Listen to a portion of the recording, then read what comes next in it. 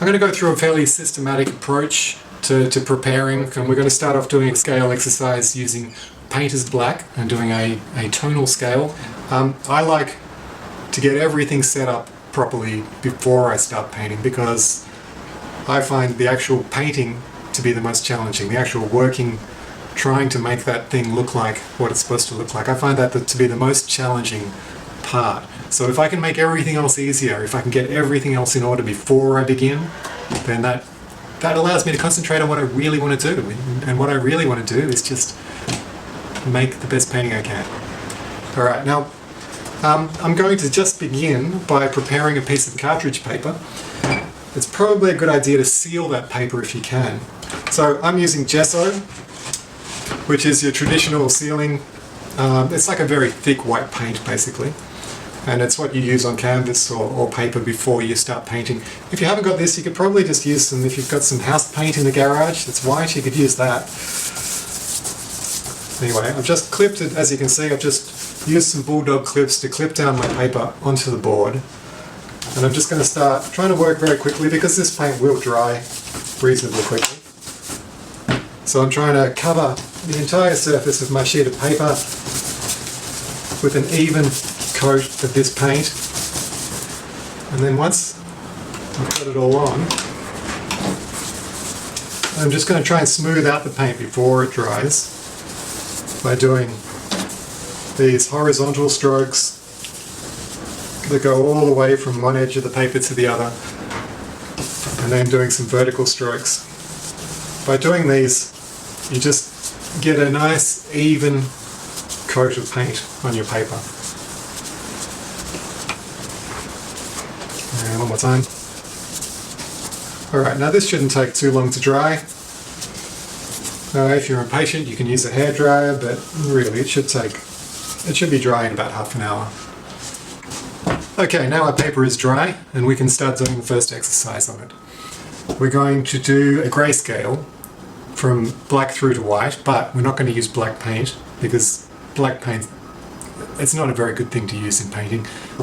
It doesn't look very nice. That's pretty much the main reason. Lots of people say it doesn't harmonize very well, it's got a dead quality.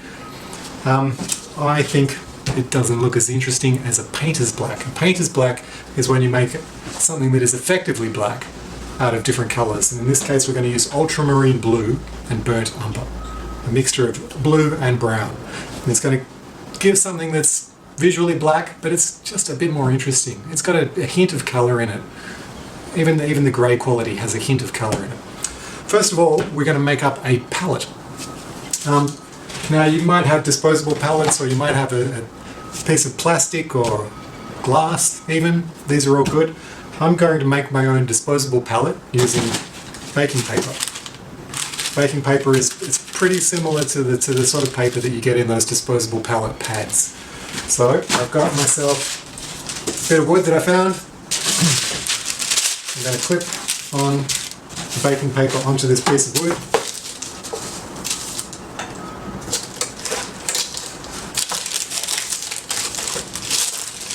Just with bulldog clips.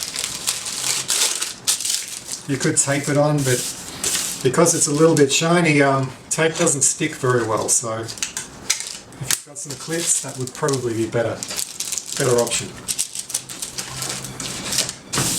Okay. And I'm using oil. I'm going to use burnt umber and ultramarine blue oil paint. Now we're going to do a scale. So let's just start off by creating a kind of a box to put our scale into.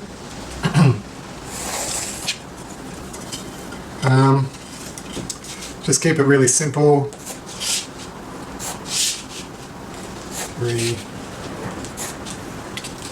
Maybe do 7 squares.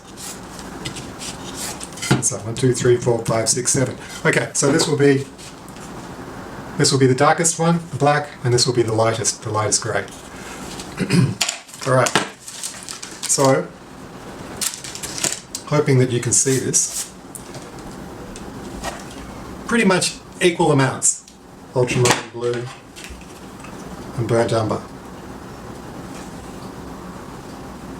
if you have a palette knife like this, they're very good for mixing paint because you can lift it up and you can push it around and mess it.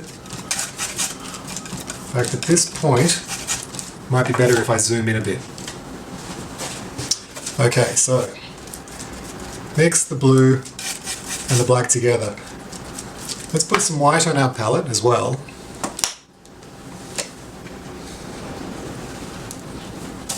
Now what I'm going to do is I'm going to mix this up as well as I can. I'm just going to take a little bit, put it over here and mix a little bit of white into it and see what it looks like. And if it's too blue, then add a little more brown. I think that's a little blue. I'm not sure if you can see that. Now I've got to wipe off my palette knife because now it's got some white on it, and I don't want to contaminate this amount that doesn't have white. So you can see I've mixed a little more brown in.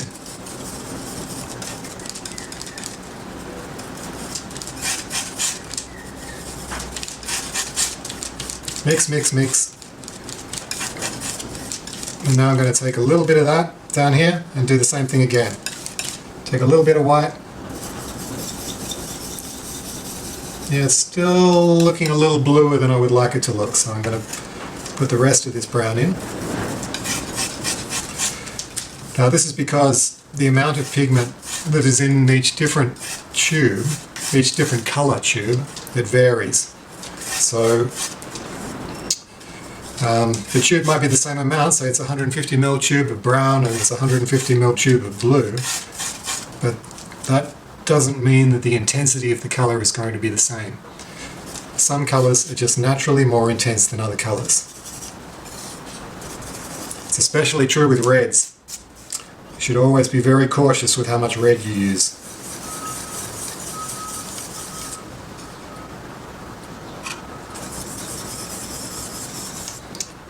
Alright, I think that that's looking pretty good now.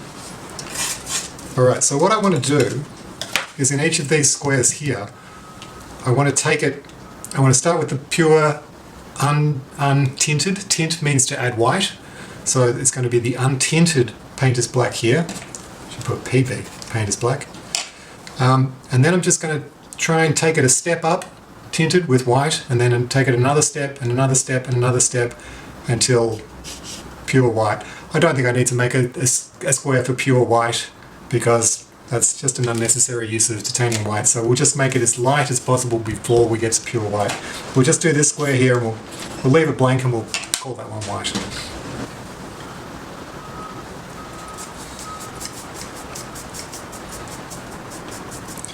Okay. Nice and opaque. You just want to add a touch of water to your paint just to help it flow a little better. You don't want it to be too wet. So you just want to dip the ends of your bristles into the water just to help it smoothly go on so the paint's not quite as sticky. Okay, now we're going to add a little white to this.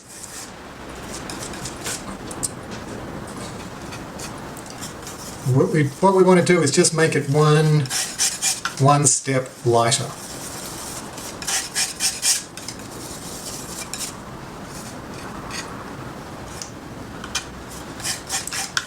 Always add a little bit at a time. You can always add more white. You can't take the white out.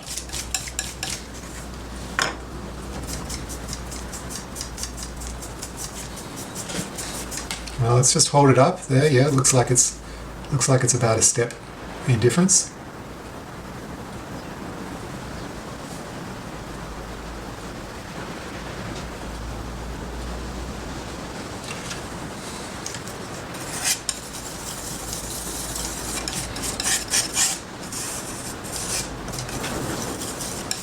Okay, my camera battery just ran out and I've zoomed in a little bit more. Hopefully this is clear to you. I will hold it up at the end just so that you can get a good picture of what I'm doing. But basically what I'm just doing is adding a little bit more white at a time to make it What do you want? You want to think about it as a bit like musical scale. Each step in tone is like a fret on a guitar board, maybe. You know, there's a different quality. It changes the pitch of the color.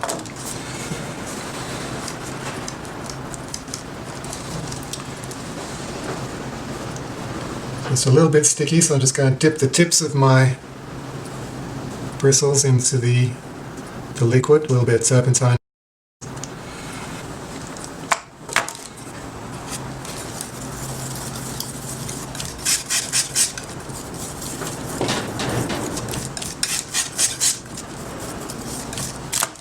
Now, you won't get the full effect of what I'm talking about with this paint is black probably through the screen. But if you were to mix up black paint and white and do a scale like this, and then mix up a painter's black and white and do that scale, you'd see exactly what I'm talking about in the fact that these greys, they're just more atmospheric. They've got a little bit of colour in them, so they're not as lifeless as pure black and white. That one probably could have been actually a little bit lighter.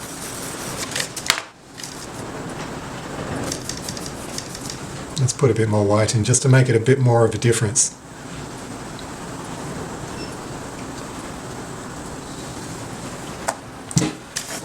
Alright. With white, you're always going to be adding more and more white to your palette, so especially if you're using acrylics, just put out as much as you think you'll need in the next 5 minutes at a time. You can always squeeze out more white paint. It's especially important not to put too much white out when you're using acrylics, because water-based paints do dry quite quickly and you can end up wasting paint. Also, white is the colour that you will use the most of. It's the tube of paint that you'll use the most of, because in a painting there's very few colours that you mix that won't have white added to them. When we come to analyse the tonal qualities of our picture before we start painting, you'll see that in terms of pure black there's not really that much, or pure dark tones or pure colours, there's not going to be that many. They're always going to be tinted with white. So this is just a really good exercise for working out how to control colour, how to control paint, how to get a good understanding of how to make it do what you want it to do. And so then when you come to the really difficult aspects of trying to make it look like something, you know, you've only got that problem. You haven't got the problem of mixing the paint. Maybe that's not quite light enough. We can go a bit lighter there.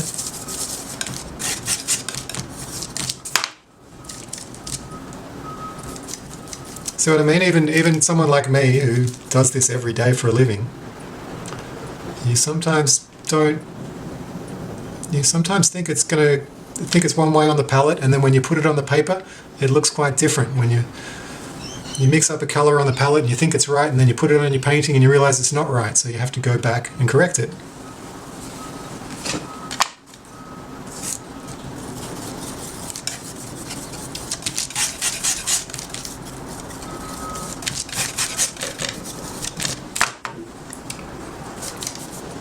Just dipping my bristles into my liquid just to make things flow a little more freely.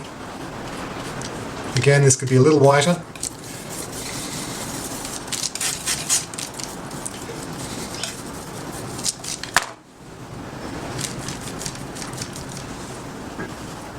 There we go, that's a full step.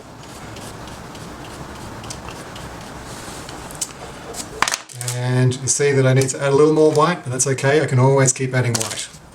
I need to mix up enough of the painter's black to last me the distance, but I can always keep squeezing more white out of the tube.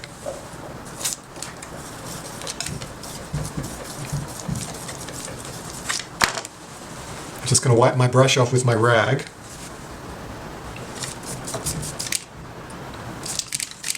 Yeah, it's good to have a rag at the table.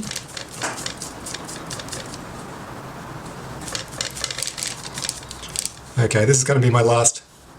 This was going to be my white square, but I've actually decided to get a few more grades of this grey into my scale.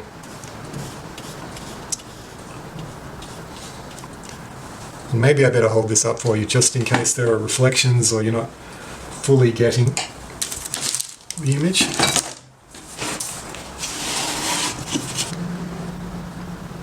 Okay, that's our painter's black grayscale exercise.